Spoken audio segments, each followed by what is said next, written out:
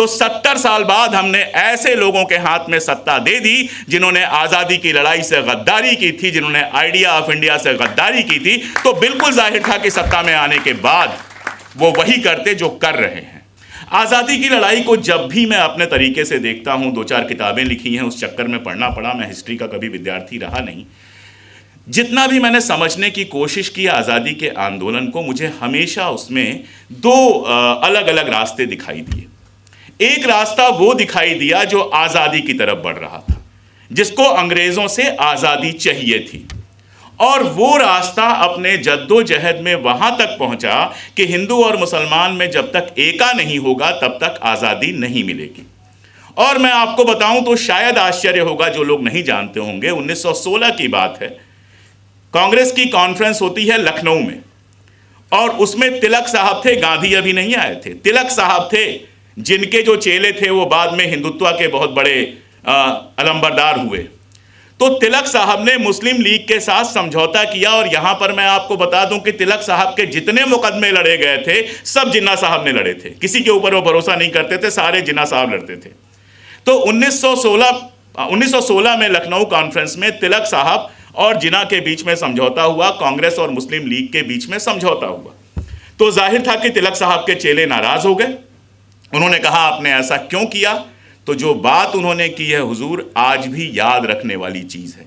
उन्होंने कहा हमारी लड़ाई तिकोना है, एक कोने पे मुसलमान है, एक कोने पे हिंदू है, और लड़ना अंग्रेज से है, तिकोना है, हम कभी नहीं लड़ पाएंगे। अगर अंग्रेजों के साथ लड़ना है तो इस लड़ाई को बिल्कुल आर पार की सीधी लड़ाई बनाना पड़ेगा, और यह तभी मुमकिन है जब हिंदू और मुसलमान एक हों। यह बात तिलक कहते हैं। अब आप कहेंगे कांग्रेस तो ये बात कह रही थी, लेकिन क्या कांग्रेस के अलावा आप किसी और को आज़ादी की लड़ाई में शामिल नहीं मानते हैं? तब मैं अपनी बात थोड़े अलग तरीके से कहूँगा। जब तक मुस्लिम लीग आज़ादी की लड़ाई में शामिल थी, तब तक वो तकसीम की डिमांड नहीं कर रही थी। आप इतिहास उठा के देख लीजिए, मुस्लिम लीग और कांग्रेस में कॉमन मेंबरशिप होती थी, वैसे ही जैसे हिंदू महासभा और कांग्रेस की मेंबरशिप होती थी। तो जब तक हिंदू महासभा हिंदू राष्ट्र की मांग अभी नहीं कर रही थी, हिंदुत्व की थीरी सावरकर लेकर नहीं आए थे, तब तक वो भी इस तरह के बंटवारे की बात नहीं कह रही थी। दलितों से उसको ज़्यादा चिंता थी, और मुस्लिम लीग भी नहीं कह रही थी, कांग्रेस भी नहीं कह रही थी। और एक और धारा, भगत सिंह का नाम लिया गया। जाहिर तौर पे हम सब उनकी इज्जत करते हैं। भगत सिंह एक ऐसी शख्सियत हैं कि जो उनको जानते हैं वो भी इज्जत करते हैं, और जो नहीं जानते हैं कई बार वो ज़्यादा इज्जत करते हैं, गलत तरीके से कर देते हैं, उनको हिंदू आइकन सिख आइकन बना देते हैं। ये एक अलग मामला है।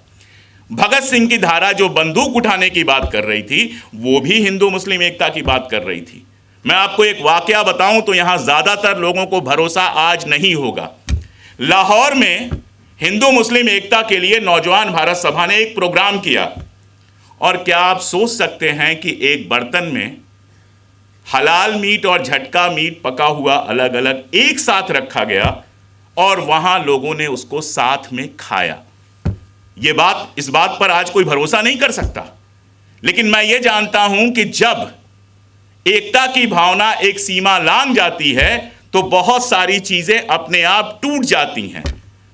अगर मेरे सीने पर पिस्तौल रख के आप कहेंगे कि वंदे मातरम गाओ, तो हो सकता है मुझे अपना मजहब भी याद आ जाए, हो सकता है कुछ और याद आ जाए, मैं नहीं गाऊंगा। लेकिन अगर आप मोहब्बत से 24 घंटा मेरे पासबान बन के रहेंगे, मेरे दोस्त बन के रहेंगे, मेरे हमनवा बन के रहेंगे, और तब आप वंदे मातरम गाएंगे, तो मैं सुर में सुर मिला लूंगा। मैं ये सोचूंगा भी नहीं कि मेरा मजहब क्या और क्या। और ये मैं अपने अनुभव से कह रहा हूं, अपने दोस्तों के अनुभव से कह रहा हूं, उस हिंदुस्तान के अनुभव से कह रहा हूं जिसमें हम बड़े हुए थे। अगर आप मुझसे कहेंगे, मैं ब्राह्मण हूं, पैदाइशी ब्राह्मण हूं, और अगर आप मुझसे कहेंगे तुम्हें धोती कुर्ता पहनना है, मैं नहीं पहनूंगा। जबरदस्ती कहेंगे धोती कुर्ता पहनना है, मैं नहीं पहनूंगा, लेकिन शौकिया मैं पहन लेता हूं। दिक्कत क्या है इसमें? अगर आप मुझसे कहेंगे शेरवानी पहनोगे तभी इस प्रोग्राम में आने दिया जाएगा, तो मैं कहूंगा अपना प्रोग्राम अपने पास रखिए, मैं नहीं आऊंगा। और ऐसे हो सकता है मैं शौकिया शेरवानी पहन के आपके यहाँ चला जाऊं। तो मोहब्बत में बहुत कुछ ऐसा हो जाता है जिसको नफरत से हासिल नहीं किया जा सकता।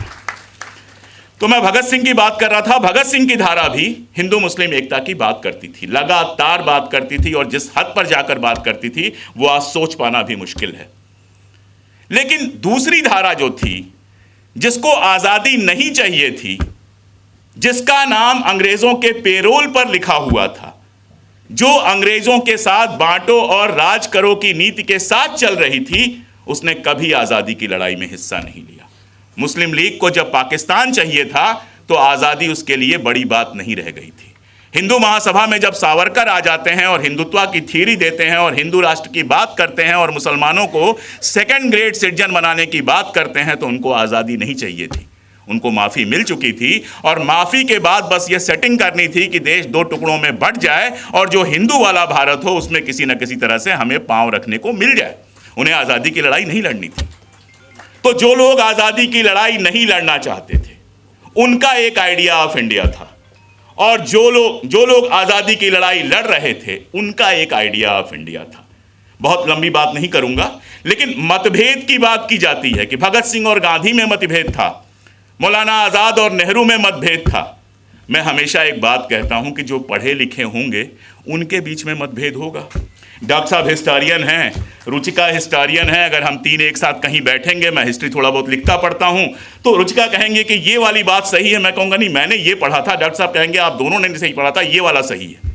लेकिन अगर तीनों हाई स्कूल फेल हैं तो तालियां बजाएंगे और तालियां बजवाएंगे, जो ज़्यादा पेमेंट करेगा उसके लिए तालियां बजाएंगे। तो जो पढ़े लिखे होंगे उनके बीच में मतभेद होगा, नंबर 1। दूसरा, ये मतभेद कैसा था? मुझे दिल्ली से मुंबई जाना है, जलाल भाई मुझे कहते हैं कि मुंबई आ जाओ, तो मतभेद ये हो सकता है कि जलाल भाई कहें फ्लाइट लो 1.5 घंटे में आओ, राम साहब कहें, राम पुनियानी सर कहें कि एक काम करो ट्रेन से आ जाओ, ज़्यादा अच्छा होगा, रात भर में पहुंच जाओगे, और मैं कहूं नहीं मुझे ड्राइव करने में बहुत मज़ा आता है, मैं ड्राइव से आऊँगा। मंजिल एक है, 3 अलग अलग रास्ते हो सकते हैं, ये मतभेद है।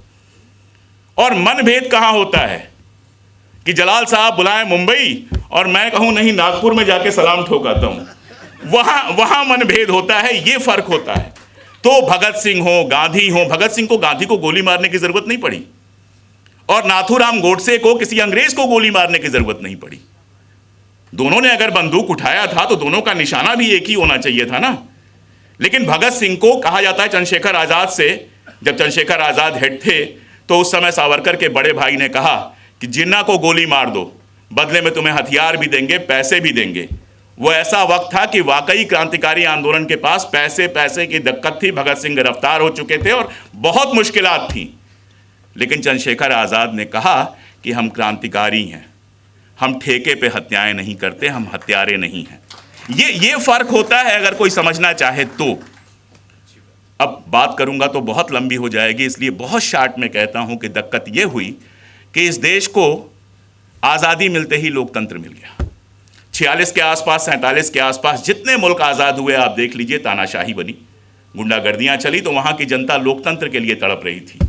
हमारे यहाँ टाइम पे लोकतंत्र मिल गया तो जो नहीं होता है उसके लिए आदमी तड़पता है।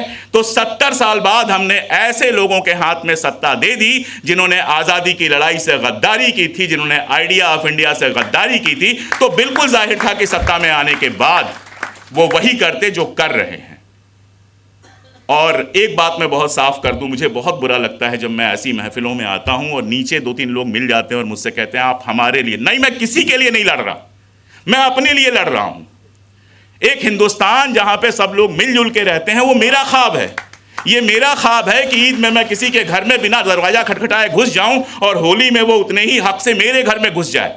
ये मेरा ख्वाब है कि मेरी बच्ची इस देश में अगर बड़ी हो तो इस देश में हंसते खिलते हुए उसके मुसलमान दोस्तों, ईसाई दोस्तों, सिख दोस्तों, और कोई उसको परेशान ना करे इस बात के लिए कि वो किसी खास मजहब की है, किसी खास इलाके की है, उसका बाप कोई खास है। ये मेरा ख्वाब है, ये मेरे पुरखों का ख्वाब है जिसके लिए मैं लड़ रहा हूं। और आप भी किसी कौम के लिए मत लड़िए, इस ख्वाब के लिए लड़ेंगे तब कुछ हासिल कर पाएंगे।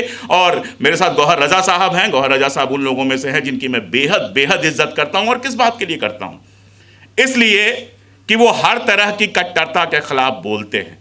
इसीलिए मैं कहूंगा कि अगर एक आइडिया ऑफ इंडिया के बारे में आप सोचते हैं तो ना तालिबान हमारा मॉडल हो सकता है, न कोई और हमारा मॉडल हो सकता है। एक लिबरल हिंदुस्तान हमारा मॉडल हो सकता है, जहां जो टोपी लगाना चाहे वो टोपी लगाए, जो बुर्का पहनना चाहे वो बुर्का पहने, और जो सिर पे बाल लहराते हुए घूमना चाहे वो लहराते हुए घूमे।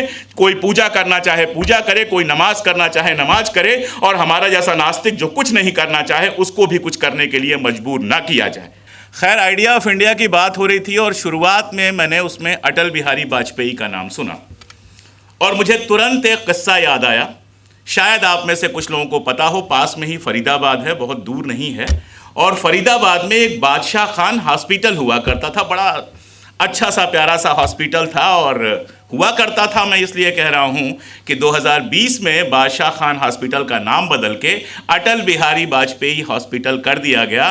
तो मैं पहले ही माफ़ी चाहता हूँ कि मेरे किसी आइडिया ऑफ इंडिया में बादशाह खान और अटल बिहारी वाजपेयी एक साथ नहीं आ सकते। ये मेरी प्रॉब्लम है। किसी के आ सकते हैं तो वो शामिल करे शौक से।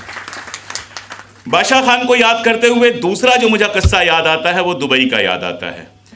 जो हजरात दुबई गए होंगे उनको अच्छी तरह से ये पता है कि वहाँ जो ड्राइवर साहिबान हैं ज़्यादातर NWFP के हैं। तो हमारे साथ भी थे, एक बुज़ुर्ग थे, उन्होंने हमसे पूछा क्या करते हो, तो हमने कहा इन्हें क्या बताएं, तो हमने कहा सहाफ़ी हैं।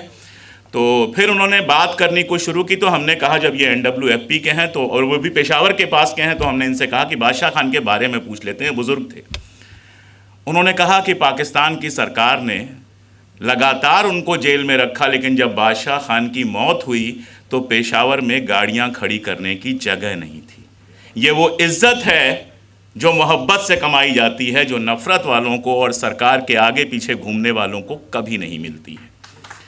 बादशाह खान के बारे में बहुत कुछ बताया जा चुका है मुझसे पहले जिन लोगों ने बात की, बहुत सारे किस्से सुनाए बाजार खानी के और तमाम सारे उनके किस्से सुनाए। ये अपने आप में सोचकर बहुत आश्चर्य होता है कि वो इलाका जो हमेशा से हिंसा के लिए जाना जाता था और अब भी हिंसा के लिए जाना जाता है, ऐसा नहीं है कि आज वो हिंसा के लिए नहीं जाना जाता है, उस इलाके में एक आदमी खड़ा होता है, लाल कुर्ती मूवमेंट शुरू करता है और अहिंसा की बात करता है। ये अपने आप में एक बेहद आश्चर्यजनक बात है और ये बताता है कि अहिंसा की ताकत क्या होती है और अहिंसा की पहुंच क्या हो सकती है। लेकिन आज मुझे लगता है कि हमारा मौजू जो है, हमारा सब्जेक्ट जो है वो आइडिया ऑफ इंडिया है। और चूंकि जो मुझे जानते हैं उन्हें पता है कि कश्मीर पर मैंने काफ़ी काम किया है।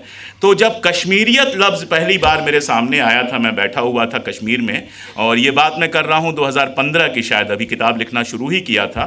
तो कहीं बैठा हुआ था और किसी ने कश्मीरियत लफ्ज़ कहा, तो मैंने कहा हाँ, किताबों में तो मैंने पढ़ा है, लेकिन एग्जैक्टली इसका मानी क्या होता है। और मैं बताऊँ, मेरी ज़िंदगी का सबसे खूबसूरत वो आंसर था। उन्होंने कहा कि ये वो तहज़ीब है जिससे इंसान साथ रहते हैं। बोले एक नॉलेज ये होता है जिससे मुसलमान साथ रहते हैं, एक नॉलेज वो होता है जिससे हिंदू साथ रहते हैं, और एक नॉलेज वो होता है जिससे इंसान साथ रहते हैं। हम उसको कश्मीरियत कहते हैं।